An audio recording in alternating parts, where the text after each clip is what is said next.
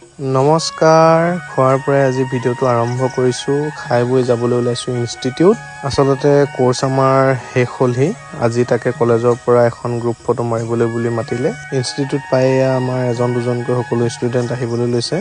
আৰু এয়া আমি ওপৰলৈ উঠি গৈছো ইয়াত দেখিছো আমাৰ নমি মেম আৰু ডিপাৰ্টমেন্ট ধুনীয়াকৈ কথা পাতি বহি আছে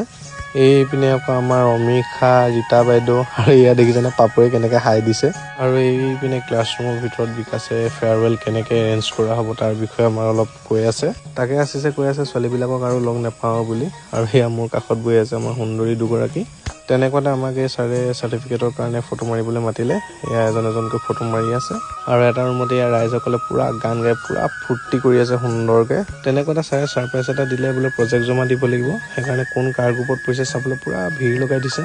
গ্ৰুপ ফটোখন মাৰিবলৈ বুলি ৰংঘৰ মুখাগলৈ গুচি আহিলোঁ আৰু এইপিনে আমাৰ এজনকৈ গোটেইখিনি ষ্টুডেণ্ট পাই গৈছেহি আৰু এতিয়া আমি ধুনীয়াকৈ গ্ৰুপ ফটোখন মাৰি লওঁ একদম বিন্দাছ স্মৃতি হিচাপে বাকী ফেয়াৰৱেলৰ ভিডিঅ'ত লগ পাই আছোঁ